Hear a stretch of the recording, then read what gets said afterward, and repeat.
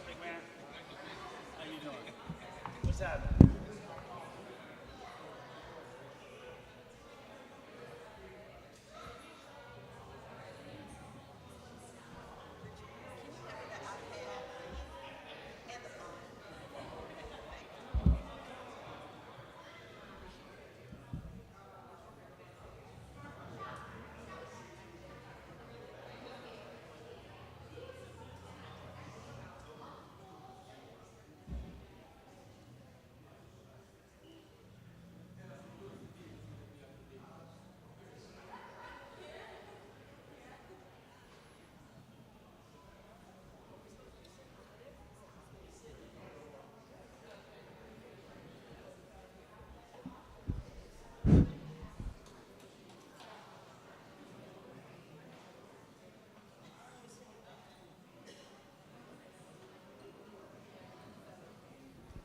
Well, good afternoon. If I could ask you to grab your seats. I know folks are still coming in, but we want to respect everybody's time. Thank you. Today is the final session of our Charles Ogletree Public Forums for season 2023.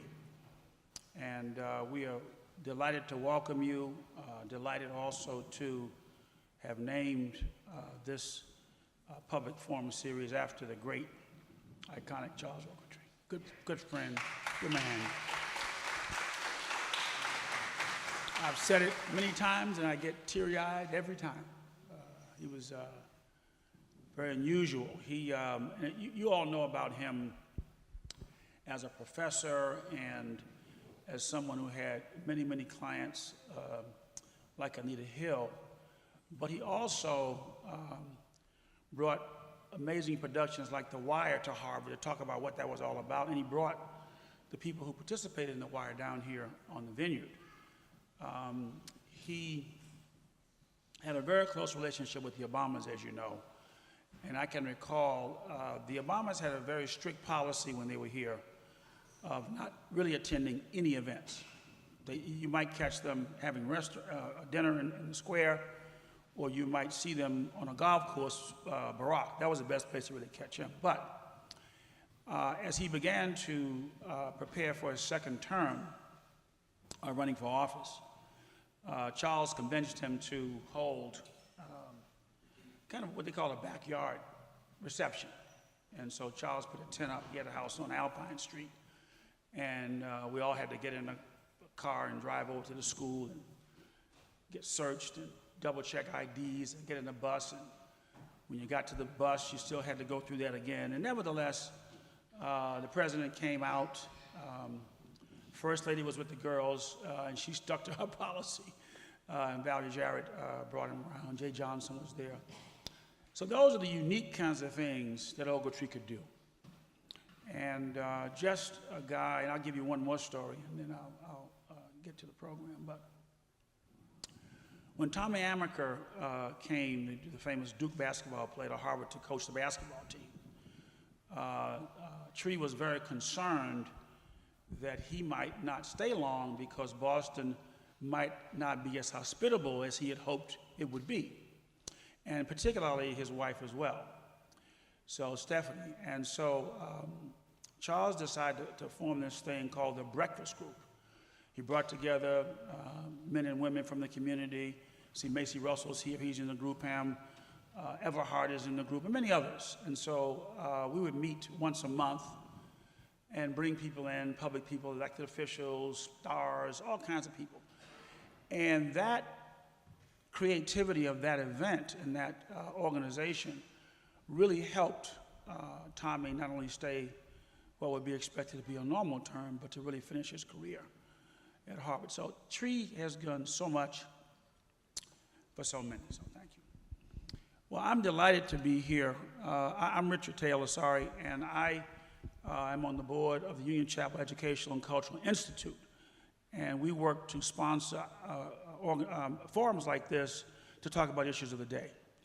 But this one is, I think, for me, the most important one, and it is because the creators of this forum Trina and Thea really have connected healthcare to all of these other sectors of life. And I remember Thea was saying that she was in the operating room many times and got tired of people coming in kind of doing the same things without getting back to the systemic issues of jobs, good food, good housing, good mental health that ultimately led to them coming into the ER. Did I get that half right?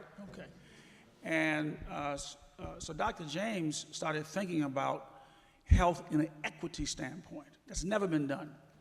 So I think, my limited portfolio, that they are the leading practitioners of health equity models in the country.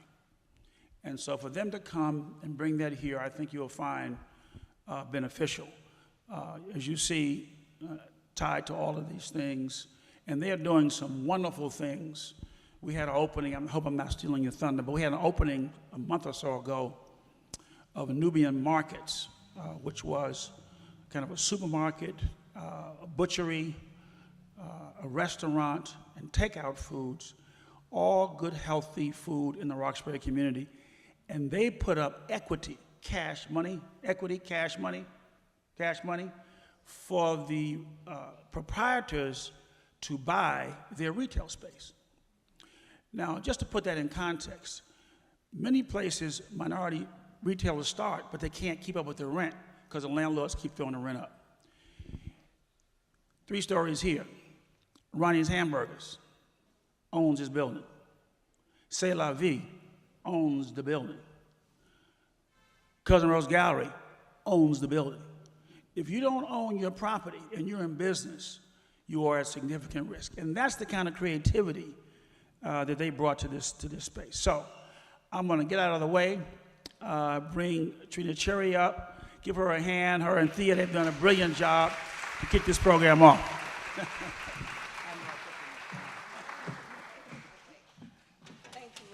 Thank you, Richard. Before Richard takes his seat, can we give him a hand, please?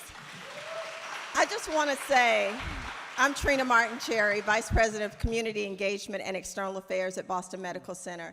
And I just want to say, if it had not been for Richard, and this has been probably 4 years now, we've been coming to the Vineyard having these conversations. If it hadn't been for Richard, we would not be here.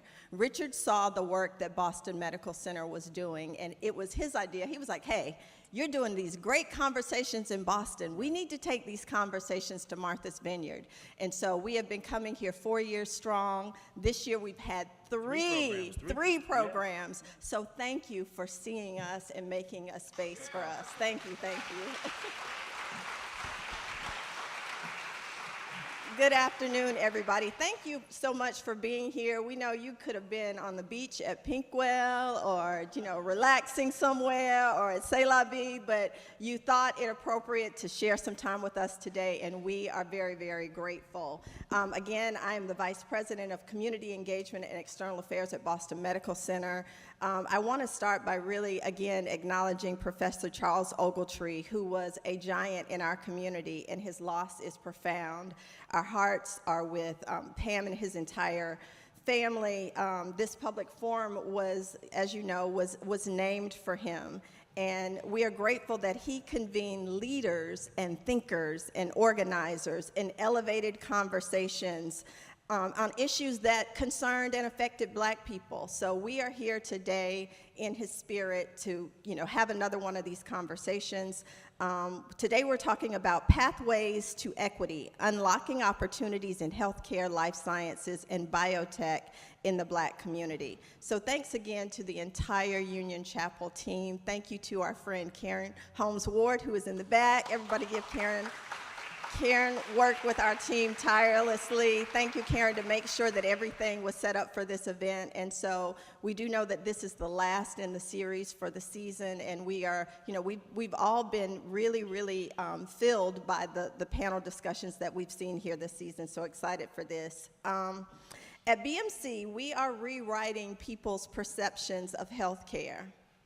Imagine going from a medical experience that leaves you thinking, my input is undervalued, to having an to having an experience with a practitioner that leaves you thinking, my insight and what I think is completely valued.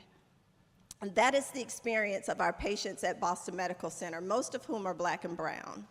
We are very deliberate about being innovative in every facet of healthcare and community engagement to meet people who have often been ignored, to meet them where they are. At BMC, healthcare is about internal medicine, but it's also about economic mobility, housing security, food access, and education. At BMC, we know and understand that wealth is health, and every day we're building pathways and on-ramps to jobs, financial literacy, economic mobility, and giving community a true voice at the table. We believe that all those components of people's lives are vital to truly improving the health and overall well-being and to creating thriving communities. Martha's Vineyard is filled with such amazing, rich legacy and culture and traditions. And one of the traditions here that I enjoy the most are these porch conversations. And so I've been coming to the Vineyard for many, many years. And over those years, I have met CEOs and thought leaders and politicians and policymakers and engaged with them in ways that have motivated me and educated me and sparked just a continued desire to be engaged in community. And so today, we want to move those porch conversations onto the pulpit of Union Chapel, and we have some amazing panelists to lead this conversation.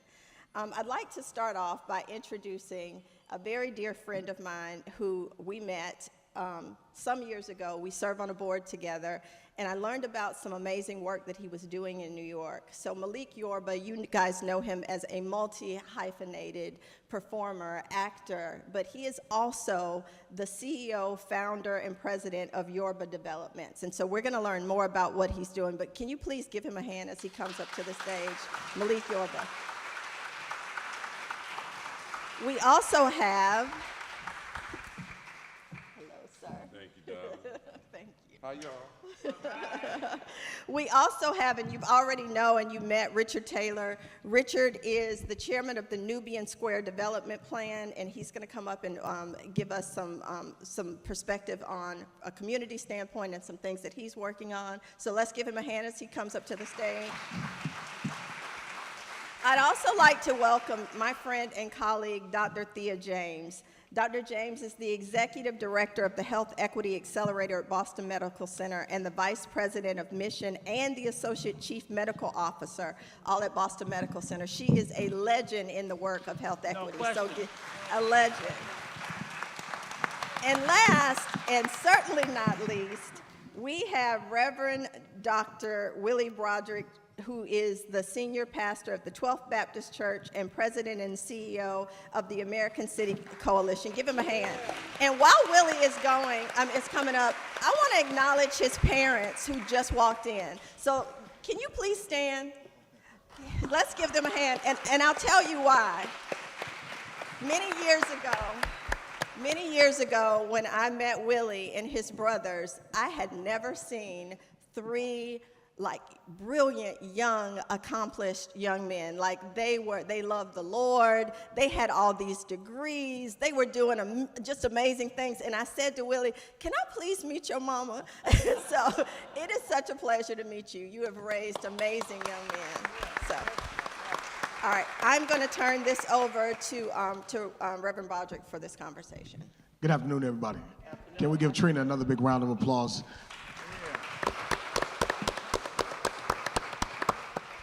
So we are excited to have this conversation. As I've told everyone on the stage, I know them all pretty well now, and I've gotten to know Malik very well in the last few days. We want to just have an honest dialogue. This is the last day. I first want to honor the space of Charles Ogletree and this name being lifted. It was in his class, The Revitalizing America's Urban Cities, where I really began to see the vision of the conversation that we're having today. It was his mentorship that brought me to many places that I would not have been. And I'm thankful for him because it is that conversation that we should center today.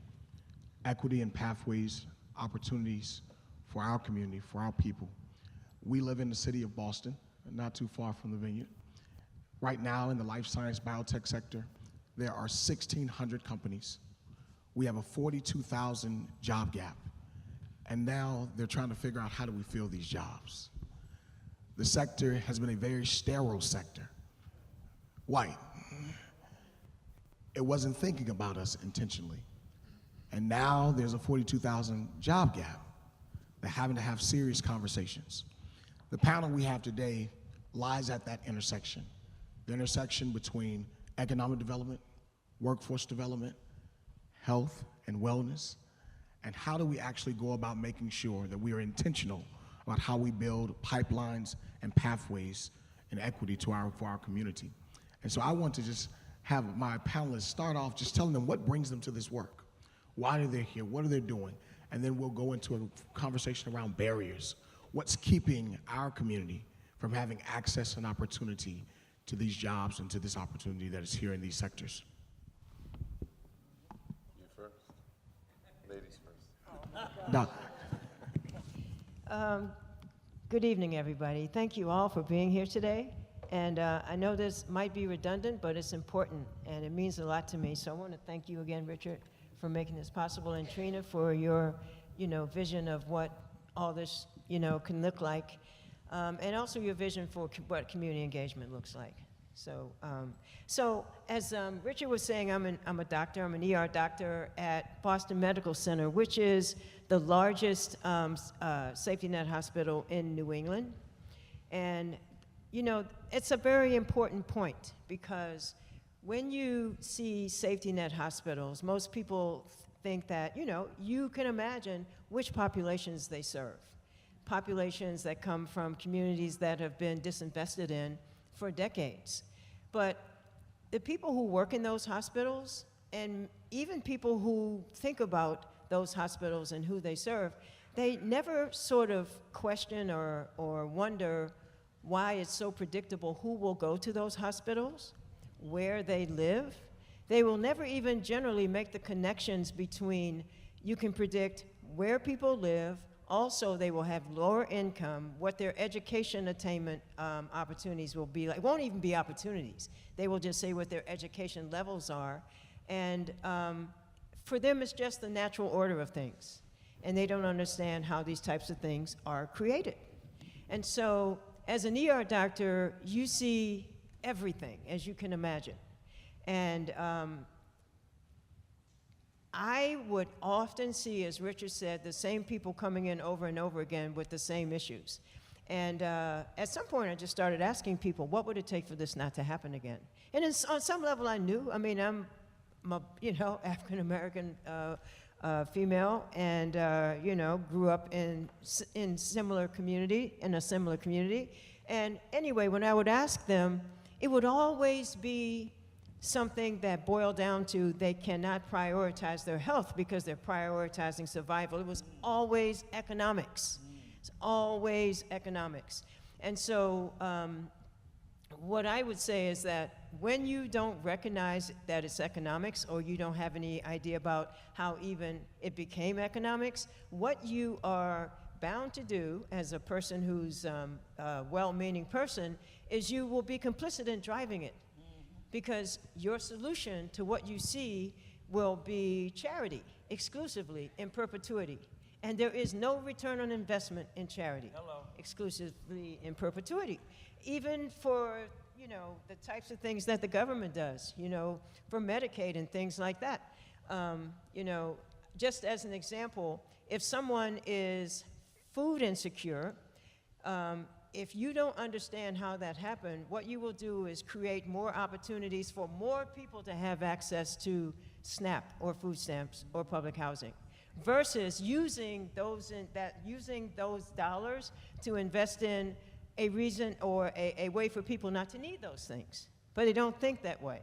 And so in 2020, when COVID happened and then everything was happening with this reckoning in our country, I will say that our hospital sort of took a step back when everyone was coming out with their commitments to equity. We decided to pause and look inside our own house, which is a big deal for a hospital to do, to look inside your own house and look for inequities and to look for disparities and those type things. And I say inequities because we weren't looking for those gaps just to see if they were there, but with intentionality to close them. And you know, what we learned from all of that was, you know, redlining became something that the hospital knew well, and we've begun to close some of those gaps. But I don't want to take up more time, but I will say that, you know, what has happened is all the things that we are focusing on, because now that we recognize that it's economics, everything is infused with an intentionality towards economic mobility, generational wealth building. And as Richard was talking about the Nubian Squares opportunity that we had, it was a cash investment that we made with them, but it was interesting. The original deal was supposed to be some other owners, and then COVID happened, and the other owners said, "We'll find you 2 local operators." Well, those 2 black gentlemen had no desire to be operators. They wanted to own the business, and they wanted to own the physical space. And so, but you know, black people often don't have access to capital, so we gave them a no-interest loan. So we're thinking about things like that, like how we invest, how we procure, how we hire, but we gave them a no-interest loan and gave them enough time with repayment terms that it would not cause them to suffer or have to close the store and that type of thing. So I know that's a lot, but I'm just trying to explain how we came about and how we're thinking about things going forward. Malik. He's older. I respect my elders. So my name is Malik Yoba. Some of you may know me from stage and screen. I'm a kid born in the South Bronx in the rubble, raised in Harlem during the crack and heroin era, and always wondered why where we lived, which were affordable and moderate income co-ops, where we had ownership and equity across the street from housing projects, down the block or next door to empty lots with pissy mattresses where we played on, why where we lived didn't look like other spaces downtown where the white kids I went to school lived. My father always talked about the 20-year plan for Harlem. His union, 1199 Union, was the sponsor for the development that we grew up in, which means that they developed the actual property. We were actually the first family to move in. So we were raised and indoctrinated with a sense of ownership, the importance of equity, but more importantly, the importance of participation. So my parents would always say things like, if there's a crack, fill it. Leave a space better than it was when you found it.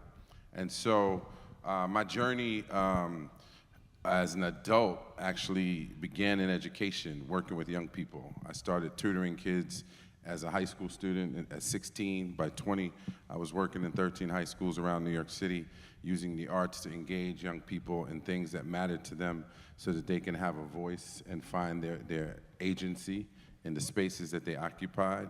This work has led me to places like Boston Arts Academy, which I've been involved with for about 15 years. I sit on the board, which is how Trina and I met. And then I always wanted to build buildings and parks and playgrounds and programs. I would say this as a kid. I want to be a billionaire so I could build schools and parks and playgrounds and programs. And so to truncate the story a little bit, I knew I wanted to get into real estate development since I was a kid. I started investing in properties in the 90s. I saw what some of those returns were. In fact, they were bigger returns than any one transaction I ever did in Hollywood. So I was like, I'm definitely going to do that. And so I sat with a friend, a guy named Dan Bythewood out of New York. His cousin Reggie was a writer on New York Undercover, married to Gina Prince Bythewood. And I was actually looking to raise funds for my theater company at the time. And I found Dan, I reconnected with Dan, thinking he could help me invest in some theater. But I shared with him my dream of wanting to work in development. And he was like, all right, bro, you want to learn? Come take a trip down to Baltimore, where he had bought 14 acres on the west side of Baltimore. So I got my first seat at the table in development in 2006 or 2007. And as I learned how the built environment comes to be, the educator and artist in me said, I got to teach this to other people. In 2018, I was shooting a show called God Friended Me, well, I was playing a real estate developer. And my character was saying, I got an offer for the script, for the show, and I'm reading the script, and I'm in my house, and literally the character's saying the exact same things we say in real life, everything we've talked about on this panel. And I push the computer away, I look up, I'm like, okay, I see you, God. I go to work, across the street, I'm filming at the Brooklyn Navy Yard at Steiner Studios, and there's an entire city block being developed by a developer friend of mine in New York. Down the block is the housing projects. And I'm thinking, how many people leave the housing projects, walk by this construction site, have no idea what's happening beyond maybe a construction worker, or looking at the studio and know nothing other than the actors. And so it was in that moment I heard a vision that said, bring 3 of your passions together: real estate, filmmaking, and young people. And that's when I founded Yoba Development, at the intersection of real estate, education, and media. And we are builders of people, places, and things. And so a huge focus of the work we do is creating access to the process for young people that look like us to learn about all these bougie black folks up in, y'all know who you are, quietly making millions and billions of dollars and no one knows who you are, but we need to turn our cameras on you to tell your stories, and not just the story for inspiration or aspiration, but access, right? If we aren't the ones that we've been waiting for, then we've been misguided. And so we have to figure out, how do we, at this intersection, right, of health, because it's all healthcare, but it's also all finance, it's all economics, it's all financial literacy. Everything that we talk about is really the same conversation: is how do we approach the whole human, mentally, emotionally, physically, spiritually, and financially. And so what has brought me here today is obedience to that vision, but in a practical term, my friend Trina. Thank you, Malik. Give him a hand. Brother Taylor. Thank you, Brother Willie. Let me first recognize former State Senator Diane Wilkerson from Massachusetts. Please give her a hand. She's worked in this space a lot with us. So I came to this part of my business. I'm a real estate developer, as is Malik, but Massport Authority, which is a public authority in Boston that not only runs the airport, but has substantial land in the seaport, very valuable land. And in order to get the land developed, they have to issue a public request for proposals.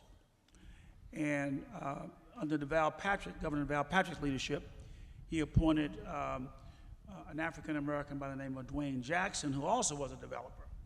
He became head of the real estate committee and realized that the RFP had no DE&I in it. And so he encouraged the board to vote a policy where the evaluation criteria for all proposals, 25% was diversity, equity, and inclusion. And they left it open for what you wanted to do. So I got involved in a couple of projects, a hotel there, a 1,000-room hotel. We won a project there. And then 2 life science projects came up as an RFP. And that got me more involved in what the industry was all about. I've never done a life science project. But as Reverend Willie said, that Boston is the #1 life science cluster in the nation by a lot. And you can understand that. Every time there is a health problem, the rest of the country moans and groans, Boston smiles, because money comes from the National Institute of Health, comes to our research facilities, get with our academic institutions. They then get with our venture capital and private equity, and Moderna's born, or Vertex is born. So that model continues to repeat itself. What we all discovered, though, is that young kids in our community are not in that space at all. They think, first of all, you gotta have a PhD, will come in barriers later, but secondly, the industry did not recognize us as being able to participate. So my vision was to start a life science training center in the middle of the community where we had local high schools, we had 2 community colleges, Roxbury Community College and Ben Franklin Institute. We had a bus terminal. You could take the #1 bus to Kendall and MIT. You could take the Silver Line to the seaport.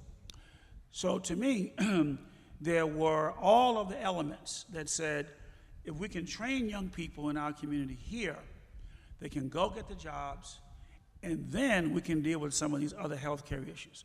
So those two things brought me from being downtown to now being in the community to try to create a platform so our kids can enter this space. Now, I will say this and be finished for this one.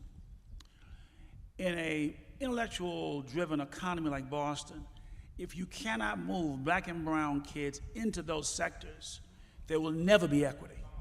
There will just never be equity. It just won't happen. You'll be doing other jobs. And so we have to focus, and people who know me know I got my foot all in it. I'm not going anywhere. So anyway, that's the other thing. If you want to change any of it, in your city, you look at your sector. It may not be this one, but there's an industry there. There's something that drives the economy. Have to get the kids in our neighborhoods in those economies. Thank you. Brother Taylor, I think it's so important. We see what's happening nationally. We recognize affirmative action was tackled, and it is important that we create viable pipelines. The work that we're doing at the American City Coalition, TAC, has really been about what we were talking about, that demystification work. We need to fight for what the scholars call middle-skilled workers. Those are folks with associate degrees, folks with high school diplomas, folks who may have some college and don't have viable on-ramps into these opportunities. We are very clear that the work that we're doing is for black and brown folks to have access into these industries and ensuring that there are stackable credential opportunities. But the reality is that there are real barriers. The barriers didn't just pop up. This goes back to slavery, and we know that the vestiges of slavery through Jim and Jane Crow all the way up to our current time, the ways in which we've seen disinvestment in community, the ways in which we've allowed, many of folks have been hurt and harmed and traumatized by our systems and have lacked trust in them. Biotech, healthcare included. How do we actually address and have a strategy to address the barriers that we're talking about? Because we want to get black and brown folks in this, but how do we deal with the healthcare? How do we deal with the child care? How do we make sure that they have the funding? Could we think about those conversations a little bit together? Yeah, I had a meeting a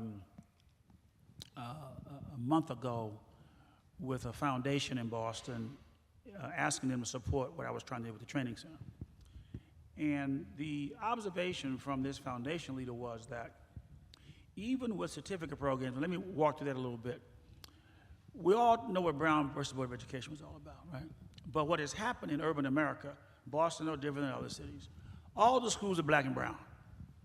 And not much education is going on, because if I teach, I don't get measured on what that student learned.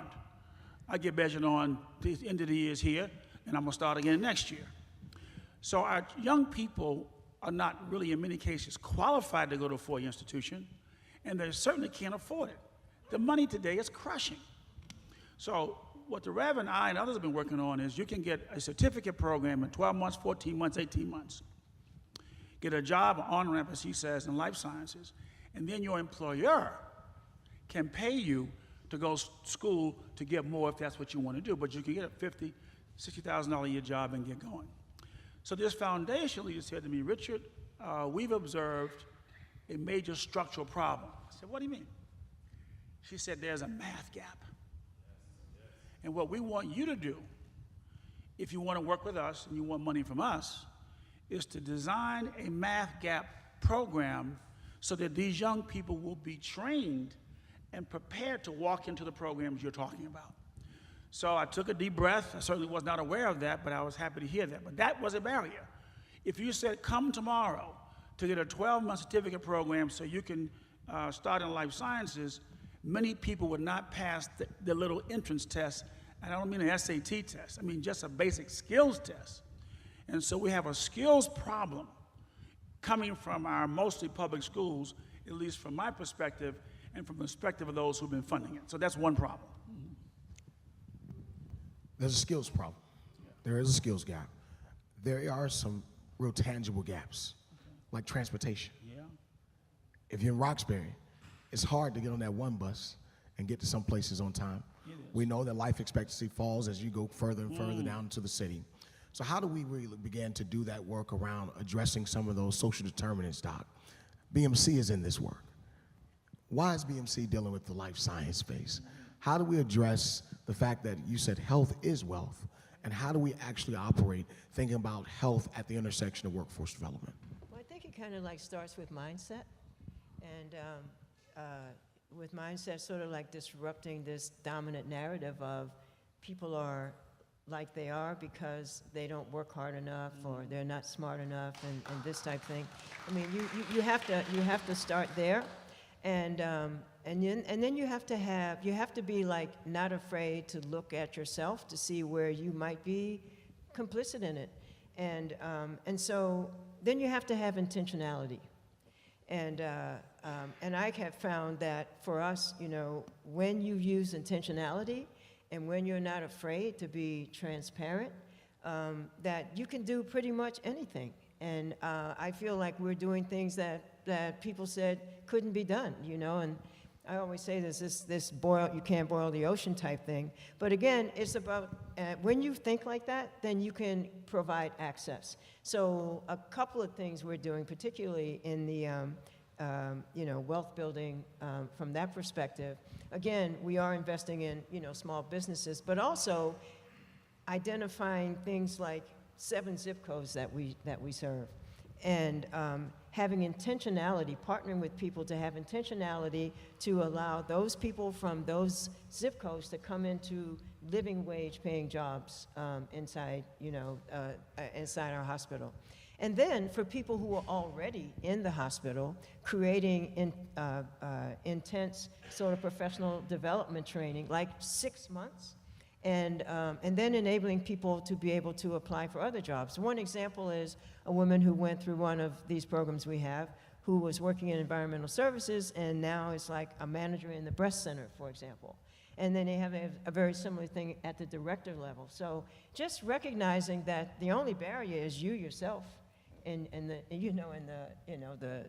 the systems that you construct to make these things, to make it impossible for people. So again, mindset and intentionality, I find that are things that, you know, that work. Seem hard for people, but it's not. You just do it. I want to piggyback on that, because you're sharing my brain, Thea. That's why I love you, baby. I love you. Love her. You asked about strategy, and I think we have to be very, very strategic, very, very intentional, and we have to shift our mindset, right? And so one of the things, we just ran the first real estate development curriculum in the history of New York for high school students. And so, you know, that was a mindset thing, right? And the first thing we tell the students is the first real estate you own is in your mind. And so when you approach things, again, from the mental, emotional, physical, spiritual, and financial space, when you have that conversation with a young person, you're automatically giving them agency. Because you can ask the question, how many of you in the room own real estate? No hands go up. You say that to them, the first real estate you own is in your mind, all hands go up. So that's a very intentional phrase to get people engaged. Then when you think about things past, present, and future, we used to be the real estate. The stocks and bonds and the mortgages, right? We can go down the list in terms of how some of these sponsors got their money, you know, to even who knows what happened in this structure that we're in, right? So there's that. So more specifically around strategy, so we launched something called From the Ground Up Flipping the Hood, which is, it's called From the Ground Up Flipping the Hood.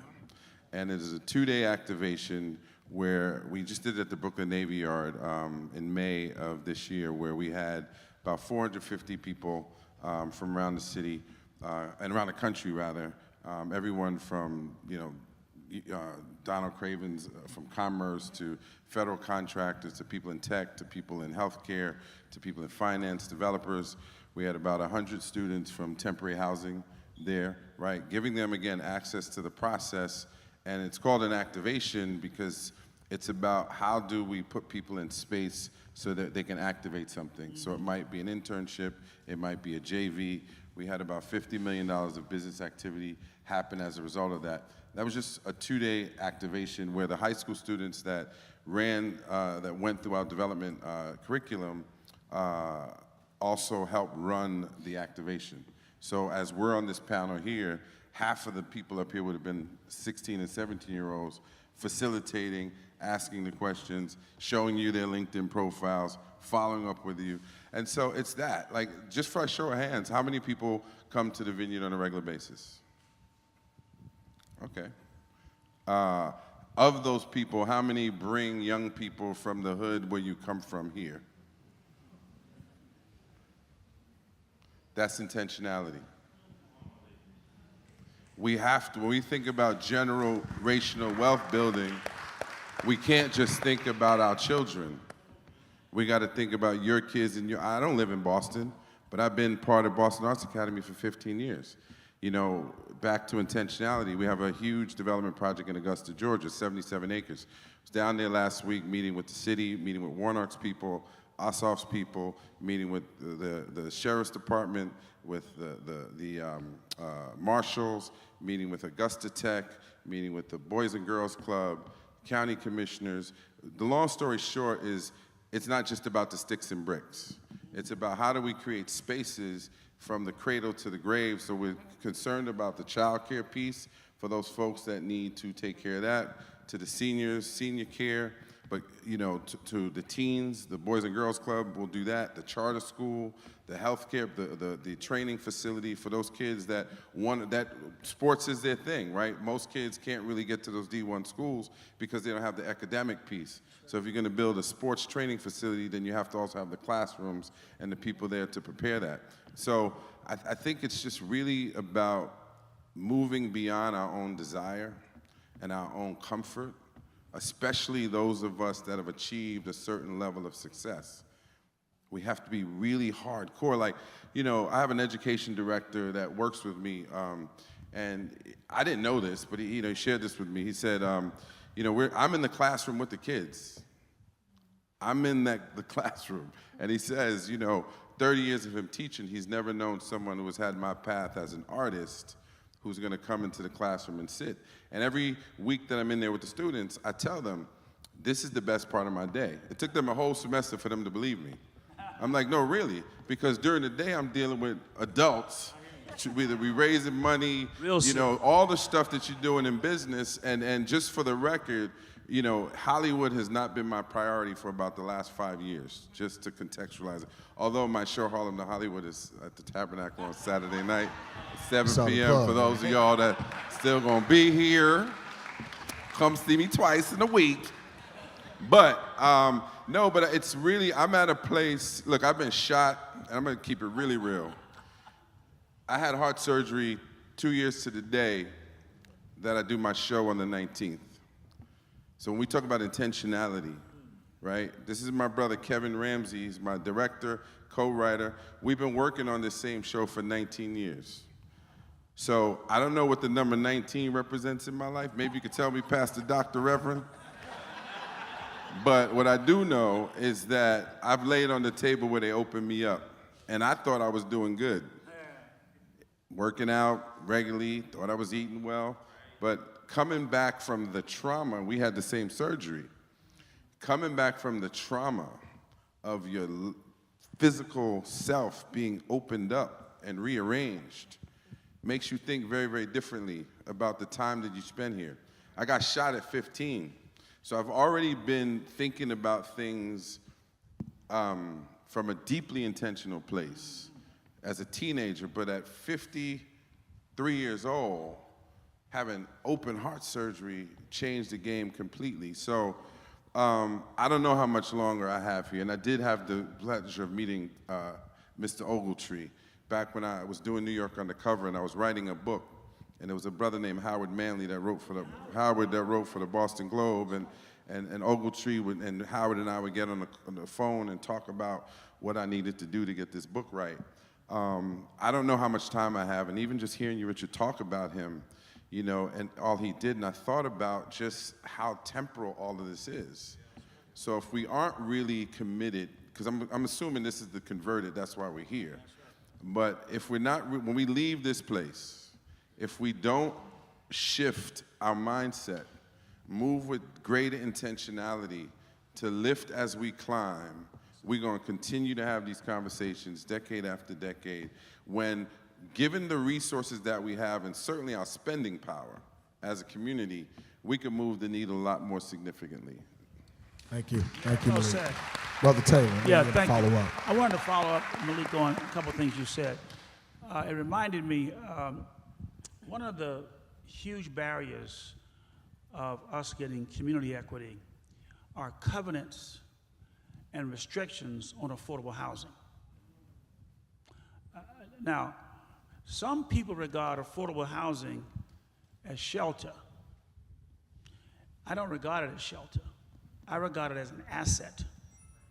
And if you can't do something with that apartment or that unit, that co-op or that condo or that townhouse that everybody else can do with theirs, then you will stay in poverty and you'll just have shelter. What do I mean by that?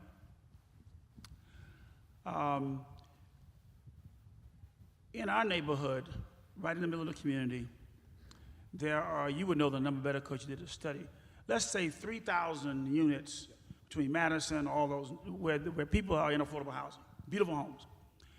But they can't refinance their property to send a kid to school. They can't refinance their property to help somebody start a business. I always use the FUBU example, and I'll give you my example. FUBU, for us, by us, guys in Hollis, New York, who came up with all their clothing ideas. No bank will give them a loan. Damien's mother owned a home. She put the house up for them to get a $500 loan. She had to put a house up, but she had to put up the rest of the history with FUBU. I was coming out of graduate school. I owed money to get my diploma. I didn't have any money, but I had bought a house in the hood 2 years before that next to my brother-in-law. I refinanced that house, wrote my check, got my diploma, went on with my life. If I had not been able to do that, I'd have figured it out anyway. But my point is, you need an asset. And your home, so in your communities, if you ask yourself, what can you do when you leave here? If you're not a developer, you're not in healthcare, you're not in all the community organizations, look in your communities where they have affordable housing and fight for those people to get ownership of their property. In many cases, they have to wait 30 years and the family has to be in continuous use. That's a different kind of slavery where I come from, okay? So this is a strong barrier. If we converted those units, the community would immediately have instant equity. One more and I'll pass the baton. The other thing that we've been working on is creating investment opportunities for people in projects at very, very low levels. So when we started doing the projects in the Seaport, we developed a model that would allow folks to pay in for equity $50,000, $100,000 over time. Now, some people say, oh, my goodness, that's too much. Well, 5 of you can pool your money. 10 of you can pool your money. So we have to democratize and demystify what investing is. If we pooled, I know what the pool in this room would be if we pooled our money. Individually, it'd be something different. So we're working with platforms like Small Change, so people with $1,000 from the community. So the project that I'm working on that they know about, if you live in the community and you want to put $1,000 in over time, you may drive by that building and you'll be living in something that you can't refinance, but you can say, I want a piece of that building there. And that's important for people to have ownership. So we've come from a mentality of slavery to sharecropping to renting. It needs to be ownership. Now, some people come to this country, they pile in 20 in a place, they save, they organize their money, and they buy. Everybody else needs to do that. So if you want to go back and help out, try to get deeds that are affordable housing unlocked so those people can own their property just like everybody else who has an asset and advance their families. Thank you, Brother Taylor. Home ownership is necessary. It's a necessary, but you have to get there sometimes. Yeah, you do. And there are folks who may not be positioned as of right now that can do that immediately. But we do know that there's a pathway there. This is why we're fighting for meaningful jobs. Not just a job, meaningful jobs, jobs that can actually change the trajectory of your family and move you from generation to generation. The conversation that we've been having at TAC and in the city is a conversation that's happening nationally. There's some misalignment in the ecosystem.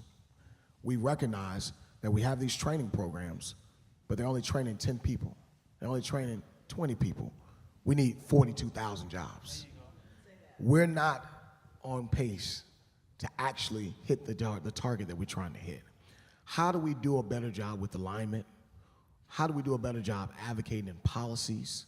What should we be thinking about? And I got a question for the audience too. Who can hire people in here? Raise your hand, don't be shy. How many doors are you opening? How many doors are you opening for folks who may not seemingly be the type of folks that you want? How many doors are we opening for folks to kind of think critically that there may be some hidden talent in your neighborhood across this country who just need an opportunity? So how do we talk about that alignment, and how do we make sure that we're holding each other accountable when we have hiring opportunities to make sure that we're giving somebody from our community a chance to build a life, a meaningful way? Well, you just asked a bunch of people who can hire to hold it. Put your hands back up. Y'all want to form a line on this side? And Reverend Dr. Willie, pastor, you sign them up. No, but it's that level of gangster with it. Like, sometimes, and I'll do this, I pull up to dudes on the street, on the corner, like, what y'all talking about? And it, like, literally, like, in the hood, by the projects. I still live in Brooklyn, and Fort Greene projects are right there. And that's right, what up, Brooklyn? What up? How y'all doing, Brooklyn? Say it, talk to my man over there and there. But no, I think, like, you gotta be radical. I get it. Some people might be introverts, that's not your thing. But if you have an outgoing personality and you're willing, we gotta be willing to get uncomfortable. And I think we're gonna keep coming back to the same answer, right? We gotta be intentional, we have to have the mindset, and we gotta take action. And we have to be unapologetic about it, over and over and over and over again, and show those examples. So one of the things you said, Richard, about, you know, small change, we're about to launch equity crowdfunding platform called InvestTank for the same reason, right? You want those people, even your kid living in the projects, but you see the development going, like in Brooklyn, for instance, right? On one side of Myrtle is Opportunity Zone, the other side is not. So those kids that live in Opportunity Zone could look at what's happening on the side I live on and go, well, I want a piece of that development project there, but you might only have $50, but it's or $100, whatever it might be. Right. And the overtime piece is really important, because that first number could seem daunting. Yeah. But how many pair of Jordans did you buy over the last 5 years, right? It can go toward that, and I think that just the sense of pride, of ownership, even if it's fractional, is tremendous. So. But I think what you're doing is important, because people don't know. If you don't come from that, you don't know that, and you think that's not you. But, you know, and I talk about it all the time. We say, like in Roxbury, we say, what about displacement?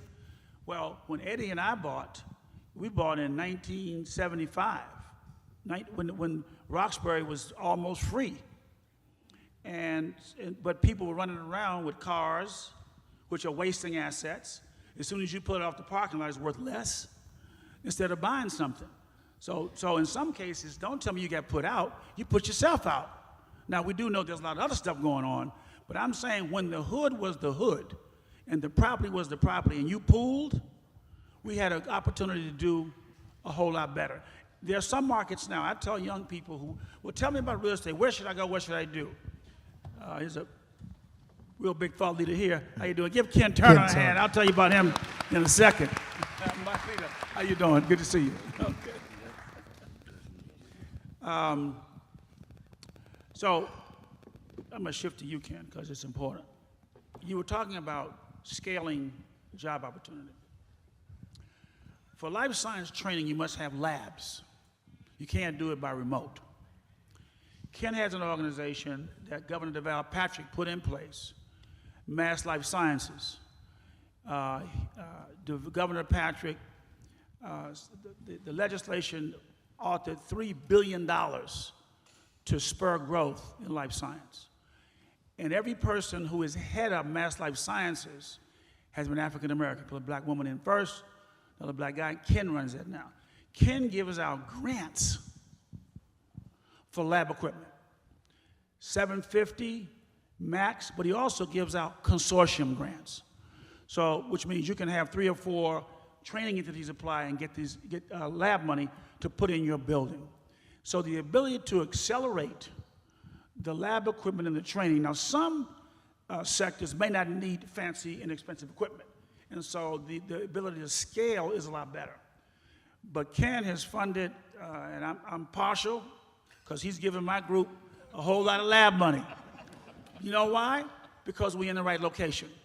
We got a consolidation of schools, we've got public transportation, and we have trainable, ready talent. So here's a guy on the front line understanding what scalable businesses is for life science. Give him a hand, let him catch his breath. Good to see you, man. Ken, I'm glad you're here, and it's good to see Ken. Ken has been leading on the mass life science space and really on the front lines of this work. Ken, the question is really what you do every day. How do we get there? How do we close that 42,000 job gap? How do we actually hold industry accountable to make sure that they're doing what they say they're going to do in those statements they made during COVID? How do we make sure that we get to that point? I want you to catch your breath, but let's get. So thank you, Rev, and thank you, Secretary, and my apologies for running behind today. So that's a great question, and it's, talk about, now, I can do the Navy thing. Save the Navy. Okay. Well, keep your voice. All right. So we'll save my voice. So the 40,000 net new jobs is what Willie's referring to. There was a report that was authored by my partners at MassBio just say a year or so ago. Now it's a rough calculation because basically what they're doing is looking at the total square footage of office and life science space across the Commonwealth. We have about 52 million square feet right now here in the state. On the boards 2 years ago, when I assumed the helm of the center, we were on a trajectory to build out an additional 50 million square feet. Now, as Richard knows, some of that has chilled. It's slowed down a bit. I'm careful about, I think, how we position that because I don't want folks to presume that the market is skittish, because it's not. I think that as a developer, commercial developer, Richard will tell you that the development community is still completely vested in the life sciences. And in fact, most of the buildings and projects that I've worked on at the Port Authority in the Seaport District have converted. That's right. They literally converted from office spaces or hotels to now being life science centers.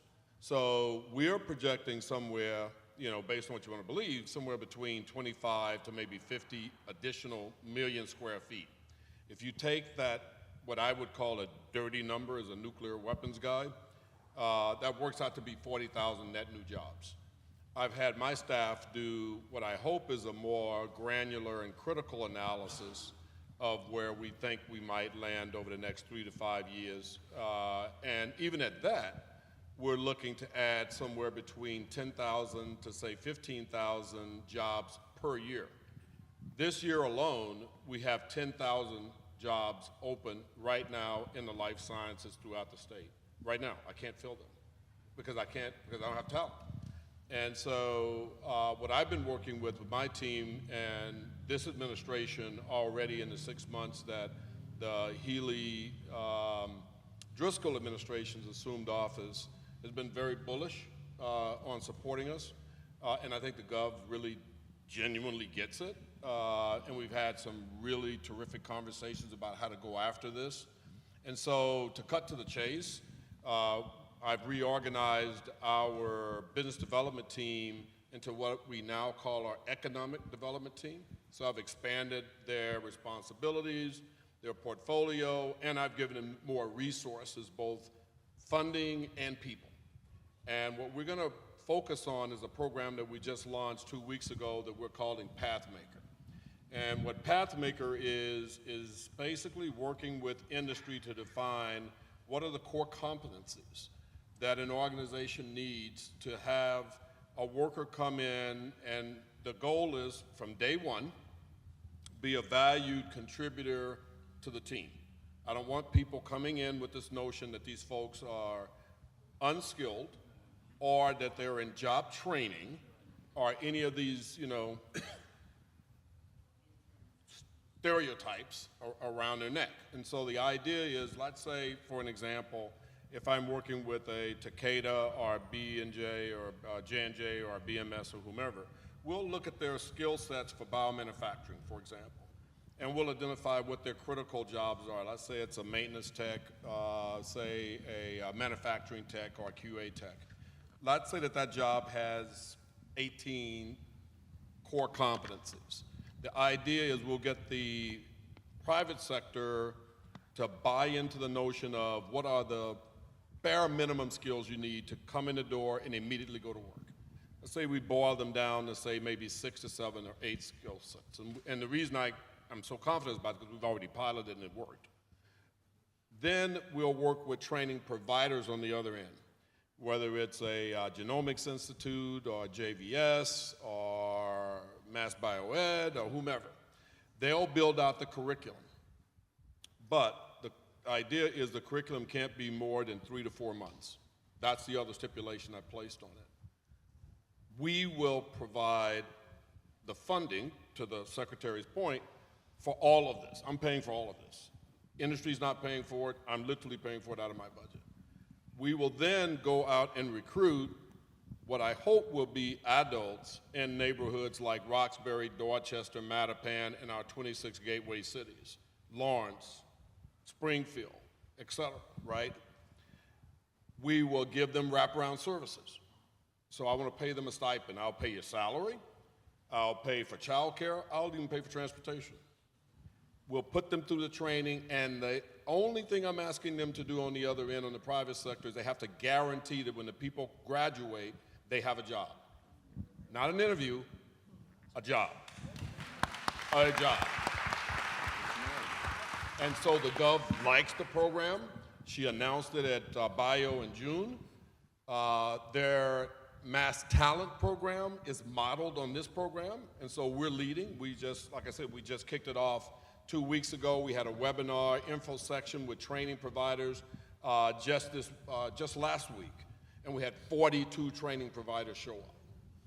So, the industry gets this, the training providers get this, and we're going to do everything we can to make sure that we're bringing in black and brown talent across the state into the life science industry. And before those people criticize me, because I've had them do it, as we say in the Navy, no good deed goes unpunished. I'm like, all jazzed about this program, and I have someone tell me, well, wait a minute, you're saying that black folks can only do manufacturing jobs? Why can't we be PhDs and advanced degrees and et cetera, et cetera? And my answer to that, for whoever clapped, is we're not going to take our eye off the ball because we can walk and chew gum at the same time. We can do both. It's not an either or. It's not a zero-sum game. I have lots of programs that I'm paying for right now to support people through training for advanced degrees. And by the way, we have more advanced degrees and more PhDs on a per capita basis than any other state in the union already. We just need to have more black and brown people with advanced degrees and PhDs. Thank you, Ken. And this is the work. We've been working and thinking critically about how do we get there. And I think you've built a proven model. Malik, I want to come back to you because we like to learn from other people. That's what makes Massachusetts so smart. When we can't figure it out, when we always think we can, we start to look to New York. Tell us more about how you're doing the community development piece. How are we getting folks into those jobs that you're creating? Like I said, our model of from the ground up flipping the hood will be institutionalized. We did it for the first time this year in New York, but we're certainly taking that around the country. We've partnered with NARAB. Some of you may know the National Association of Real Estate Brokers. They're in 46 cities. We've also partnered with the African American Mayors Association and their Emily program, which is an Economic Mobility Leadership Institute. And so we're just going everywhere we can where there are like-minded people that are, this is a great example. So, for instance, had I met Ken, he would have been at the activation. And he would have shown people this is exactly the model that you can also employ. He's also someone that we would feature on the media side, right? We've got a digital platform called From the Ground Up, Flipping the Hood Media, that is about showing the best of who we are. He would have been in my doc series. So for us, it's about telling these stories, putting it in front of people, and creating as many pipelines as we can. And more specifically, it's the partnerships like Heinz Development in New York. We got kids, scholarships there, working through the Brooklyn STEAM Center where we actually launched the program, which I should have been talking about. At the Brooklyn STEAM Center, that school services 8 high schools from across New York, and kids, 11th and 12th graders, get opportunities to, once they've passed their required courses on the elective level, they get to do computer science, technology, design, engineering, construction, culinary, and media. So to the point of certification, we've got kids coming out of the Brooklyn STEAM Center who get these cybersecurity certifications, and at 18 years old can make 6-figure jobs coming out of high school. So that's one of the things as well. Yeah, I don't take credit for the Brooklyn STEAM Center. That was founded by a great brother named Dr. Keon Price. He was like 29 years old. He's one of you. He's young, one of the young dudes, man, doing it all. But partnering with places like that helps us, access and/or feed that pipeline. Dr. James, I want to come back to you. You all did something amazing throughout COVID. And I think there's something that we can learn around how do we touch people. Because what I've heard from all of you all, that there's what I would call an information gap. When I just believe the preclusion of information from people is an act of harm to people. They should know what's available to them. They should be empowered to make decisions, giving them that agency that we spoke about a little earlier. Could you talk about just the model that you all used? Because I think workforce development could really shift in the Commonwealth and across this country with the model that you all developed to really touch people on the ground and really to get them the COVID vaccination shot. But it was a mindset and a strategy that I thought was very intentional. And could you tell us a little bit more about that as well? Right. First of all, it's going to be about what did Trina do. But because she had just started and hit the ground running. And I think, one of the things I probably should have stated right in the beginning is medicine is very rigid and very insular. And it rarely reaches out to other people, trying to treat the community and trying to treat patients. If there's something wrong, if something's not going well that they had planned for patients or whatever, they go in a room and try to figure out what these people need. Mm-hmm. They don't realize they don't know what these people need. Only these people know what they need, right?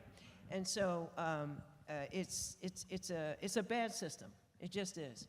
But when COVID came out, of course, the first thing that the hospital did was to, Trina had just started not too long before that, and as Vice President of Community Engagement and External Affairs, and we reached out, by surveying the community to see what their appetite was for taking the vaccine. And we already know, nobody wanted to take the vaccine.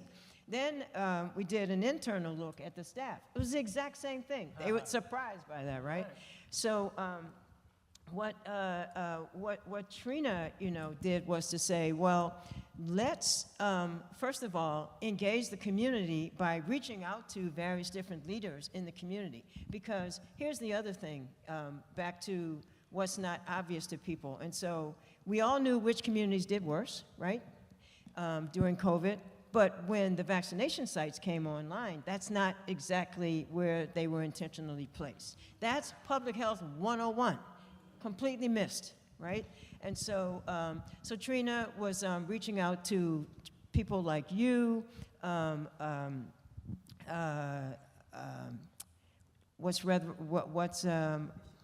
Bishop Borders, right, Bishop Borders, and several other leaders in the community, not, faith-based leaders and other people as well.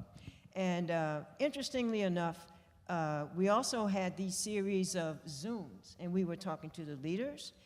We were talking to other people in the community, but the goal was, number one, to provide information they needed about the vaccine, to try to get them to be more likely to take it. And we sort of stacked the deck because we used physicians of color to answer those questions for them, but also to ask the leaders, like, where should these vaccination sites be? What should they look like? What should they feel like? How should they operate? And we actually were, Trina was walking with our strategy people, operations people, walking through buildings to see how we would set these, these places up.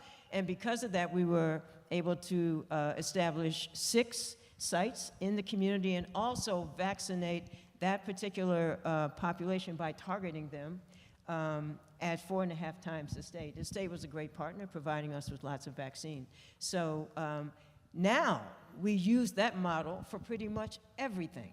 You know, when we found disparities in maternal health, we asked the community, asked the patients first. And now we, and it's so easy. It's so easy. You know, you don't have to try to like figure out what people need. They know what they need. And so, so now we lead with that model, and it's continuing to bear fruit, you know, for everything that we use it for. So, yeah, that's been a transformation, you know, for us. Thank you so much. I think it's so important. I say that because we're able to touch so many people that would not even go into their hospital regularly. And they went into spaces where people were comfortable. I can talk about the vaccination at our church. People were comfortable in the church. They were more comfortable. They said, but Rev, if we didn't do it here, I wouldn't have did it at all. And so I think the same strategy can be approached, and approach can be used for workforce. How do we intentionally target? Because if you build it, they don't always come. And I think that's a presumption that we make so many times when we're talking about folks with jobs and opportunities. Just because it's there don't mean it's coming. That's the reason why at TAC we've been doing this work around building out 20 partners. BMC is one of those partners. Yeah, we're talking about, we're doing the life science awareness work. We were able to receive a $400,000 grant from the city of Boston to really make this industry accessible to everybody. And I ask for you all to become champions of not hiding the ball, but making it accessible. Talk about it, build your stand, collaborate with somebody in this room, but don't make it so hard to figure out what it is that folks are doing. We have to be intentional, and we have to pull down those veils, because by doing that, we create opportunities for folks to come into our spaces, folks to get those jobs, so Ken doesn't have to work so hard to fill 15,000 jobs. We know that there's 15,000 people in Roxbury, Dorchester, Mattapan without jobs. How do we make sure we get them into those opportunities as soon as possible? And look, we are not talking about McDonald's, no disrespect to hamburgers. I mean, we're talking about roughly 110 to 120,000 folks in the life science industry in the state. The average salary is $200,000. The entry level that I just talked about, entry level is 65 to 70 grand, and with overtime you're at 100, and by year 1.5, you're at 150 to 180. And that's without a high school degree. You can literally make that much money without a high school degree.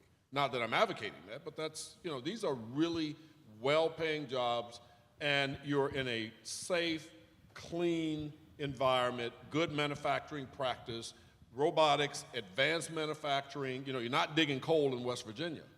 I mean, this is like, I mean, these like are incredible jobs. And now the company will provide you with maternity leave, with paid vacation and sick leave.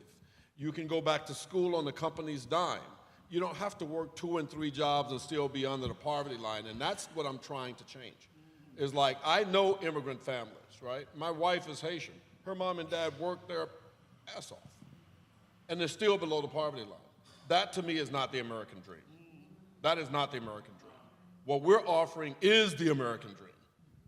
And by God, you know, we're going to do everything we can to make sure that people know where the opportunities are and that we have access to the opportunities, because I firmly believe that talent is equally distributed, but access is not. And so we are going to bring access. Can I ask a question? Oh, go ahead. So I had no idea until we had lunch the other day that there was a need for 15 or possibly 40,000 job opportunities. So how can I help you, sir? You can help us to talk about what the opportunities are. I do believe that in so many cases, as I was saying to my good friend Tim Ritchie at the Science Museum when he interviewed me right after I took this job, I said, look, Tim, you know, I'm a submarine nuclear weapons guy, right, by training. That was job number one, right, 40 some odd years ago. I said, but you know, the way that I had access to that was because I was exposed to it. If you didn't know an architect, then how can you aspire to be one? See it, you can be it. If you are sitting around the table or in a neighborhood where no one works for a life science company, how do you know what those opportunities are? You know, people go through the Seaport District and through Kendall Square every day, and they look at these buildings like Takeda and like BMS and J&J and you name it, El Nylum, et cetera, and have no idea what these companies do. And that's not an indictment, that's just a fact. That's a fact. And that's where we've got to break down this, as the Rev said, we've got to educate people on what the opportunities are. So is that an invitation to come hang out with you in Boston? Anytime you like. All right. It's going. Y'all heard it, right? I'm intentional. It's going to happen. Anytime you like. I'm going to see you soon, Anytime shorty. you like. Because that's Nuclear part of sub, that's genius, part of what we are going battle to do. ready, tested. Y'all know he was in the Navy, right? In case he didn't tell y'all that a couple times. Well, look, Proud of my Navy service, as you can probably tell. Thank you for your service, sir. Thank you. I only did it for 26 years. we can have that conversation a little bit later, because we got to get to our audience. They have been sitting here, and I know there's been some ideas percolating, some questions. We want to open up to each and every one of you. So if there's some questions, I can do this old school church style. I'm gonna just come down, you know. We're gonna share. Are you going to take an offering too, Rev? There's a bucket hat right there, bro. There's a bucket hat. Use the bucket hat. As long as you're the first one to put in. Got the cash app on it. Thank you. I'm just trying to think about how to frame this because I want us to pontificate a bit. So I'm an academic and researcher, so of course I use these like multi-syllabic words. But I'm actually inspired by the banner behind you where it says transformation with community input. So my question lies in controversy in the sense of during segregation,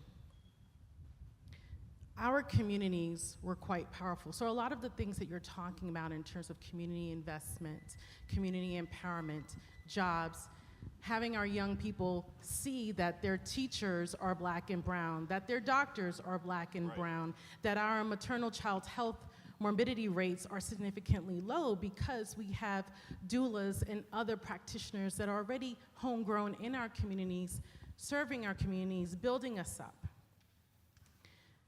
I understand that you all talked about mindset, but for some reason I feel like there's like this block, and I'm not advocating for segregation again, but there was something about segregation and our community response to, we see what's happening out there in terms of white supremacy, but we're gonna try to do what we need to do and build in this particular way.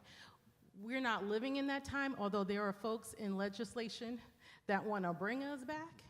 However, how can we work within the systems that we live within that aren't created for us, that intend to destroy us while we're trying to build, right? So I applaud programs like yours and even what BMC is doing, but how can we just pivot or just become more insular and replicate the things that did work for us in the Tulsas? We're doing it now.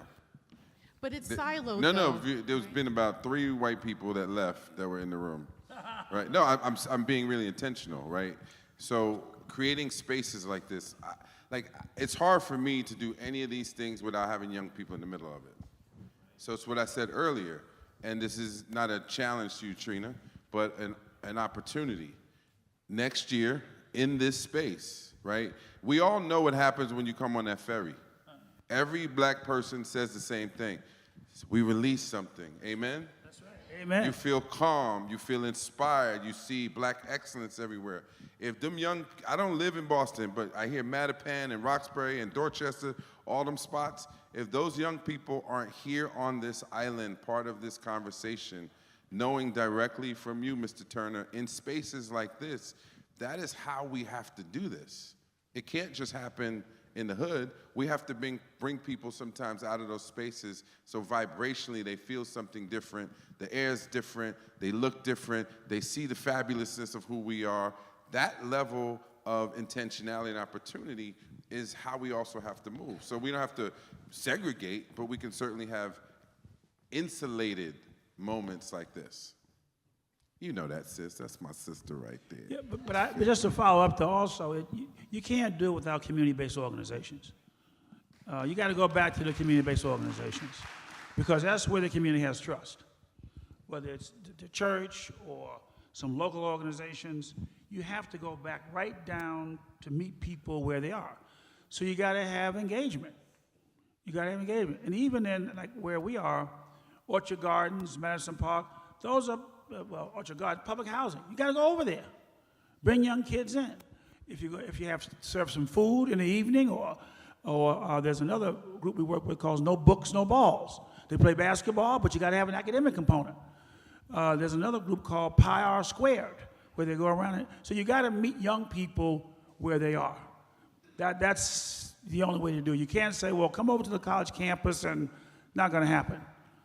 If it's on the basketball court, if it's in the neighborhood, if it's an art center, if it's a church, if it's a basement of one kind or another, that's where the outreach has to happen. And that's part of the work that I just want to add. That's part of the work that we're doing. Like, there's no starting at ground zero because, to your point, the community has been doing this work already. And so what we're trying to do is to connect with community-based organizations, to connect with corporations, to connect with policymakers so that we can all work together to move the needle on this.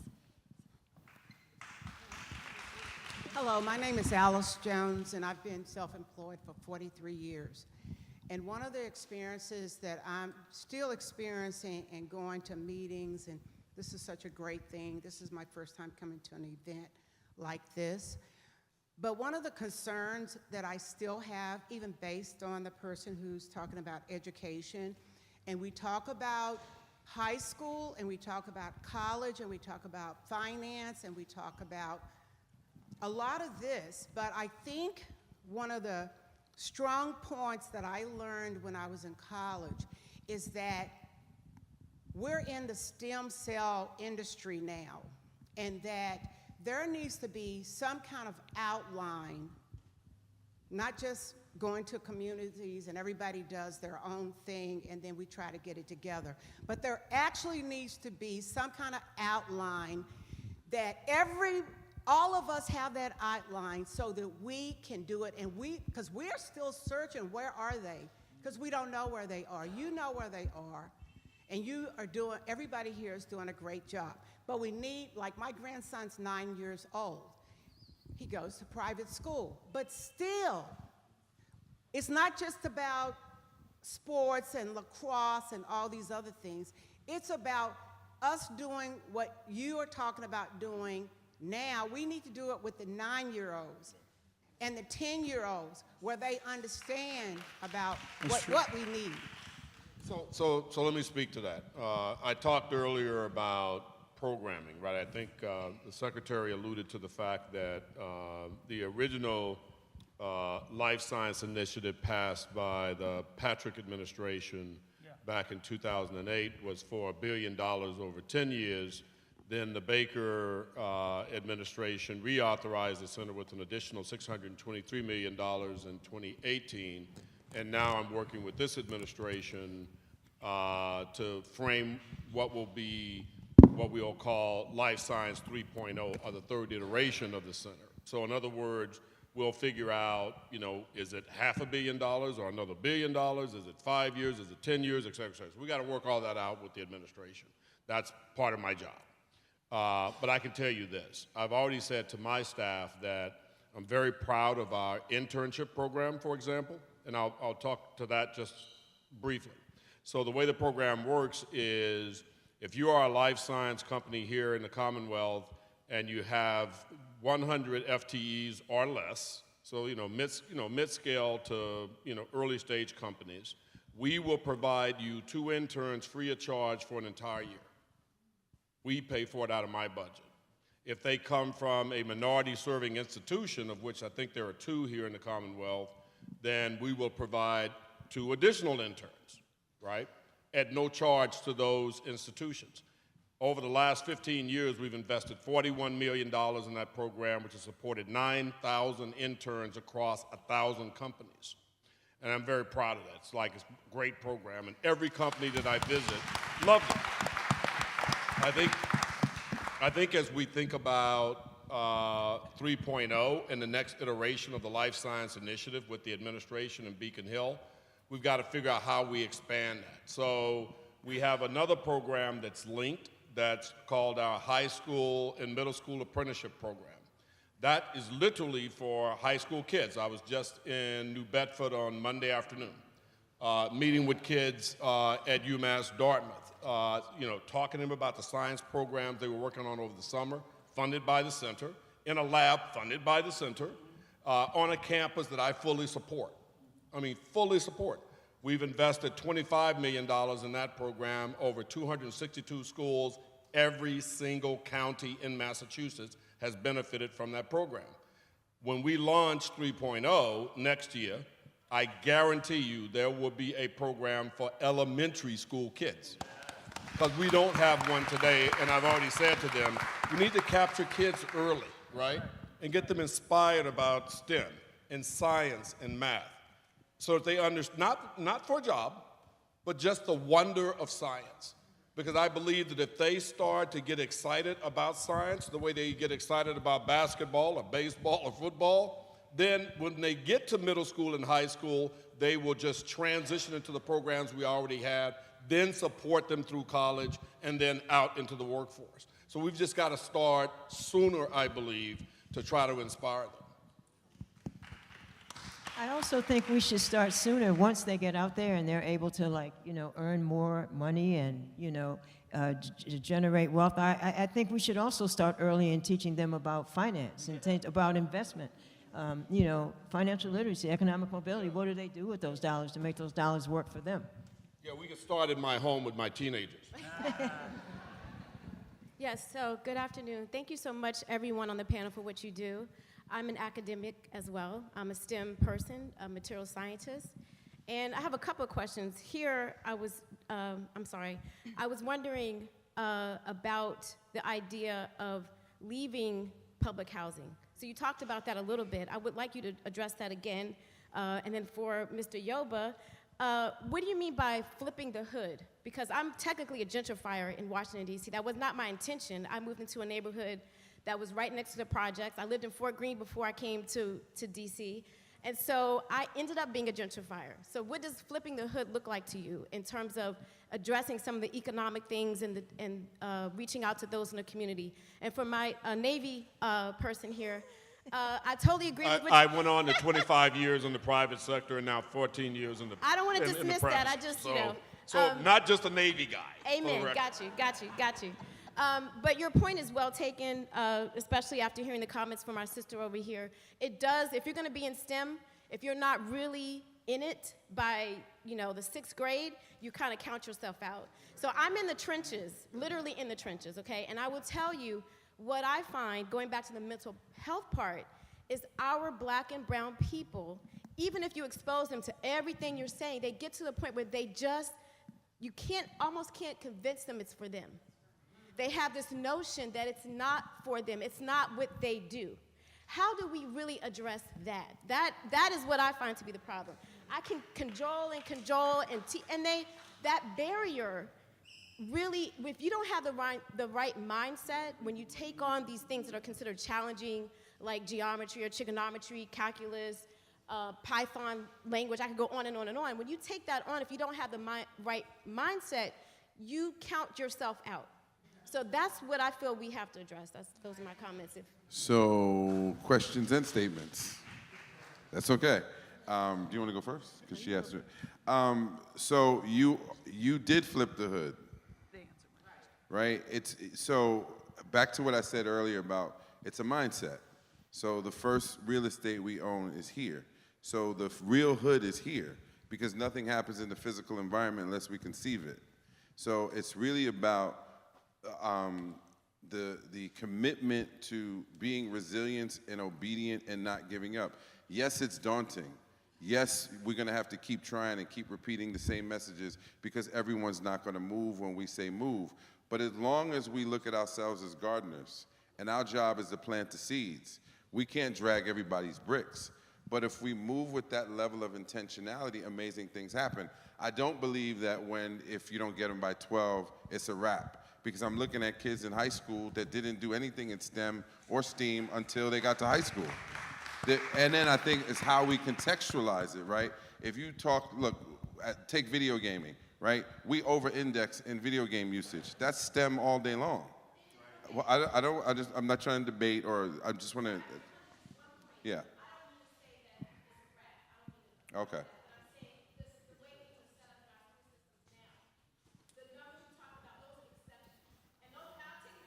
Oh, they are, without question, they are.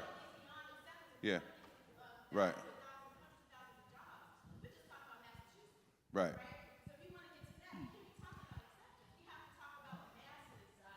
But yes, but I think many things can be true at the same time. The one thing that will never get old is the daily commitment to the things that we see. So for you, sis, the gift that you offered us is the gift that came to you. You said, this is what we need. So it's us, when we get that download, whatever that vision is, it's up to us to decide whether or not we want to actualize that. Because, you mean the Navy? Is that a Navy blue jacket, sir? It is a Navy blue jacket. I'm just asking. I'm sorry. And I am never offended when someone calls me captain, because that's my title.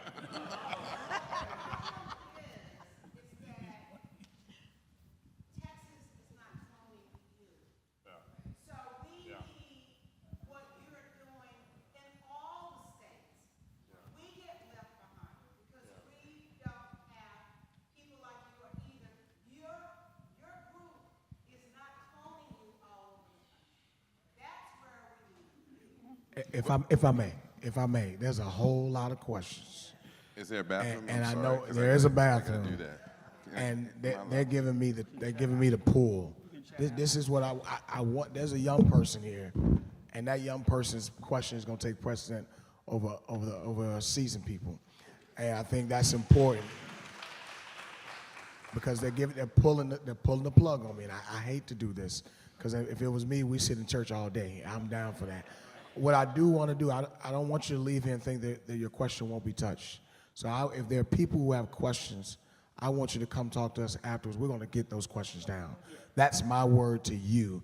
And that's not because we don't want to hear your questions. We know that this is a great opportunity, but I definitely want to make sure that I respect this space, respect this church, respect the host, and that is important. So this young person is going to have the last question.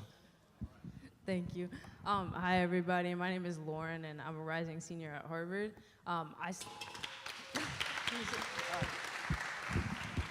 I study stem cell biology, and I've known, since I can remember. I have a poster from preschool that says, "What do you want to do?" I said, "I want to take out hearts, fix them, and put them back in." So I've known for what seems like forever to me that I've wanted to eventually be in medicine, and I find that many of my classmates who are also studying similar fields have that idea of, they've known for forever that they wanted to do medicine, and kind of since the beginning, all they focus on is just the science, the next biology course, the next math course. And I'll admit that was also my case until I had the opportunity this summer to intern with Boston Medical Center, which is where I was able to, see the different social determinants of health and how big of an impact that role is. And so I guess my question would be, knowing what you know now and at the position you're at now, what advice would you give to younger people such as myself who are starting to realize that medicine and healthcare is such a broad field, to get other people who know they want to go into medicine to start thinking about those, different causes? Yeah, I think that's a really, really good question. It's a really, really good question. So I was not a person who always knew I wanted to do medicine. I was already in college, you know, when I decided that I wanted to do medicine. But I would say that I was talking about the rigidity of medicine. And I think that the whole paradigm, I mean, the whole medical system, the whole approach to it has to change. But it's going to take people like you know, people like me that will be the people to do that. I mean, we can always like go into the community, we can bring, you know, young people in and shadow us, and we do that, by the way. But when we bring them in, we should not be like feeding them the same things that, you know, that use the model of what you feed them, more about medicine, you know, versus more about life, you know, more about people, you know, giving them like the real insights to this. And what I would say is that, you know, I was at somebody was talking about I was a legend. That just means I'm old. And what I'm telling you is like, no, it does. And I'm telling you, and what it means is like, I was at BMC for a long time, you know, with watching people have all these narratives and things about the patients and why they were like they were. And, you know, I had to like, you know, listen and hear this stuff because I was only me, you know, the only black, you know, doctor in my department for like 20 some years. I didn't see what I see in here now, like all these black people at Boston Medical Center, these SVPs, VPs, and all these other ones here, directors. They're all in here, you just don't know it. But they all come from Boston Medical Center, and that wasn't what the case was. So what I have taken the opportunity to do, you know, given the opportunities that I have had, is to switch the paradigm around and and when I talk to students, I tell them something like very, very different. When we were given an opportunity like to start a violence intervention program, I asked those young people what it was they wanted, you know, out of life. And most people think if you come in with a gunshot wound, then, you know, there's a reason why you have it, and that's all you can do. That's all you'll ever be. But those tattoos on those kids' skin said something different to me. Born to be hated, dying to be loved. Wow. Living is hard, dying is easy. Death is nothing, but to live defeated is to die every day. And so, you know, to me, they were hopeless. They didn't see an opportunity for themselves in the world. So to make a long story short, those kids now, some are in the trades, some are like, you know, commercial developers. You know, some have gone on and gotten other degrees, MBAs, all kinds of things. And, you know, the greatest gift that I can say what you're talking about has shown me how important it is to do and tell them the things I was telling them, learning from them, was when one of them recently said, I'm in your hospital, I'm picking up meds for my aunt. I just moved her here from New Jersey so she can get care at Boston Medical Center. She's staying in one of my buildings. And so, you know, that is how you transform, yeah, when you have the opportunity. And you should do the same, and it's not too early. You can start like right now. So. Come on, give a hand to this beautiful panel. We've got to close. We're going to make sure we have somebody to take all those questions, so we'll figure it out logistically. But I want to just let you know this is a special place, and we have folks all across the country. Don't leave this place without meeting somebody that can help you do the work that you want to do to transform your community, because we're all we got. This doesn't just happen. And just to put this in context, we are in a fight for our lives all across this country. And so we need to work together, get to know folks, exchange strategies, partner, whatever it is, because the pipelines that we create will only be sustained if we create them. And so let's continue to work together. We'll look forward to partnering with each and every one of you. And we thank BMC and Union Chapel for all that they've done. Before we go, we want to hand it back over to Union Chapel Education and Cultural Institute, heading up this great work, my good brother, my good friend, Richard Taylor, to close us out. Oh, thank you, Rev. Well, as I said from the beginning, I think the work that BMC is doing in this space is revolutionary and leading the country. And I'm just so pleased that they're here. This was a stellar panel. Give them a hand, really.